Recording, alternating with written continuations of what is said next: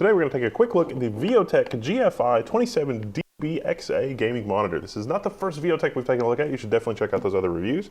But this 2560x1440 WQHD, one of my favorite resolutions. Let's dive in.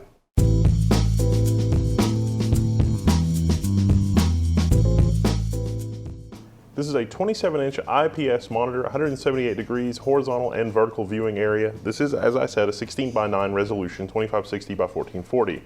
The backlight is an eLED backlight mechanism, so know that it is LED.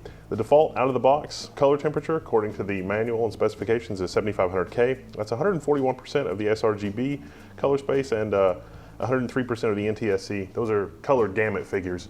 We'll do the testing, don't worry. It has two DisplayPort inputs, one HDMI, one audio out, and one USB service port for firmware upgrades should things go sideways. This monitor is 12 pounds, but it also has standard 100mm VESA mounts. This is a flat, non-curved monitor, in case you're curious. Some people are really, they get bent out of shape on the whole curved, not curved. The mounting screw comes pre-installed, you just have to unscrew it, and you know, I ain't nobody got time for this.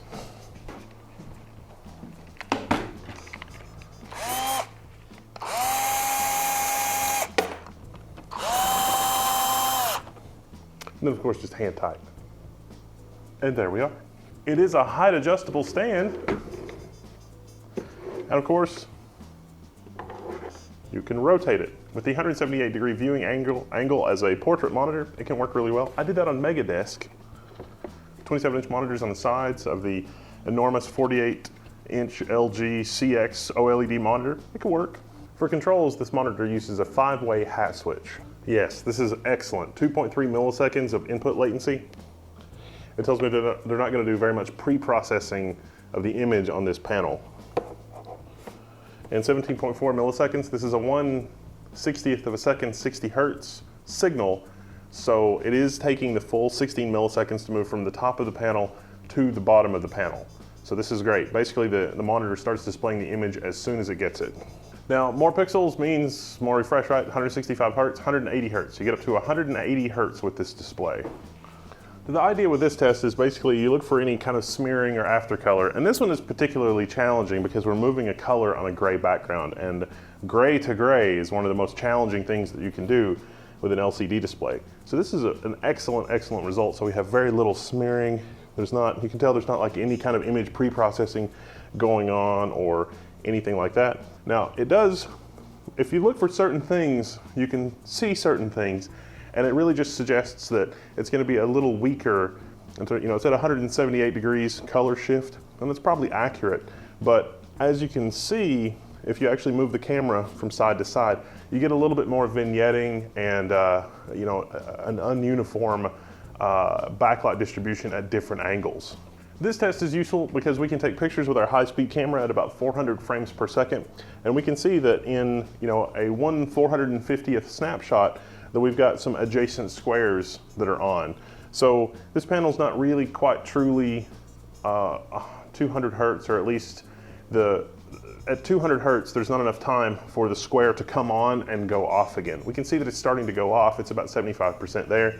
So the true response time of this panel is on the order of about 6-7 milliseconds, give or take, because you know that works out to a little over 100 FPS, which isn't bad for IPS. I mean, for IPS is the highest image quality panel typically, and this is a later generation IPS. So this is quite a good result for an IPS type panel. Here in the video game motion test, we can see that the 180 FPS motion is actually quite clear. This is the thing that you can look at. It's like, okay, the squares show us that more than one square is on at a time. Well, you can look at, you know, a video game and see, you know, real world, does it blur? And often is the case that when you're using the, you know, the colored square on the gray background, it's like, oh, this is going to be real rough. But then you look at like a game or something like that, it's moving, and it's like, I don't see that effect. It's because the colored square is the worst case scenario, and something like this is very far from the worst case scenario. So there's a fair bit of variability there. I mean, these are not meant to be, you know, studio grade panels. They're not meant to be the highest end panel that you can get. Is it a reasonable gaming experience? And can you also do a little bit of production and other stuff? And the answer is, well, yeah, basically. Now in terms of subpixel layout, what's the subpixel layout like on this panel? Well, it looks to me like it's a BGR type panel, blue, green, red. Now that won't be a problem on Windows. If you're planning to use this on Mac, Mac OS doesn't support pixel layouts other than RGB, as far as I know.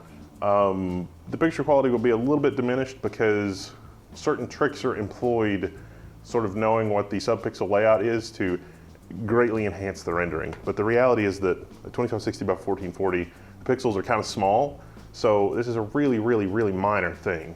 Out of the box on this display, FreeSync is off. You'll have to go into the OSD, down to Other, and turn it on.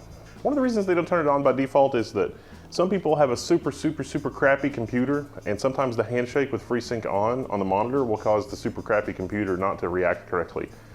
Very old, like Sandy Bridge integrated graphics with very old drivers can spaz out on that.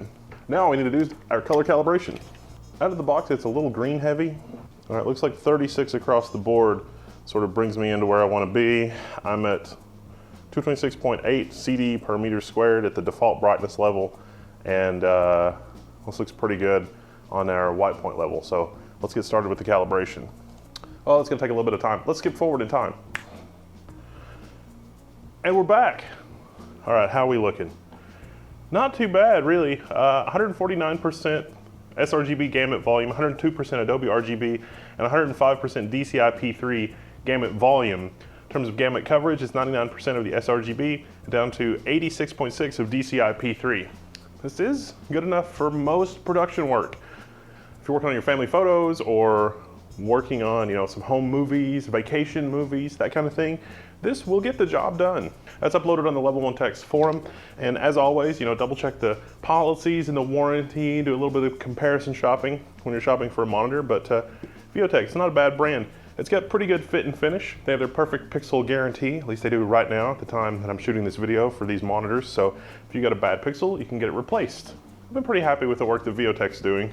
Of course, if you have any feedback or you want to share pictures of your setup or things that went wrong, come to the Level 1 forums and post there because, well, there could be more info because you can't edit these after the fact, really. You can have comments, but then it's lost in a sea of crazy. Did you just call the commenters crazy? Ah, well, I'm Woodless Level 1. I'm signing out. You can find me in the Level 1 forums.